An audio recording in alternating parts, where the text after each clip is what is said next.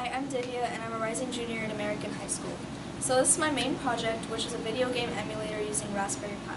I chose it because I'm really interested in computer science and software. So this is my first milestone, which is basically setting everything up and getting a game to work on the RetroPie.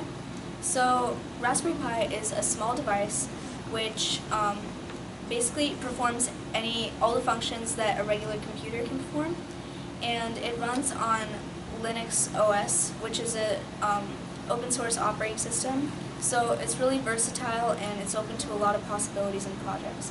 So for my specific project, I wanted to do a video game emulator, so RetroPie was really useful. RetroPie is basically a program which can transform the Raspberry Pi into a video game system, a retro video game system. So you can download games and you can play them just like a regular gaming system. So first I had to download RetroPie into this SD card, which then went into my Raspberry Pi, and then I connected my Pi to the monitor and I configured this keyboard as a temporary controller. And then to download games onto the RetroPie, I used this SFTP, which was basically, it's a way to transfer files using SSH.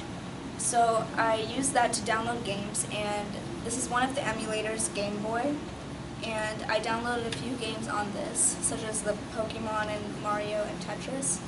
So I'm just going to go to Mario here. So it'll start to launch the game. And so you can just play around with it, and I just died, that's okay. So yeah, it works like that. And so some things I learned while building this was what exactly a Raspberry Pi is and what it can do, because I didn't really understand it that well before.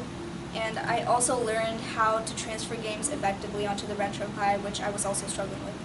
So some of the struggles I faced was, at first I couldn't get my display to work because the SD card wasn't booted properly.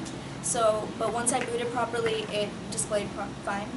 And another struggle I faced was when I was transferring the games, I accidentally did games that were a little bit too complicated for RetroPie, and I also kept putting it in the wrong files. So once I figured that out, I could get the games on RetroPie and get them to work. So next up, I'll be presenting my second milestone, which will be a fully built controller that can replace this keyboard.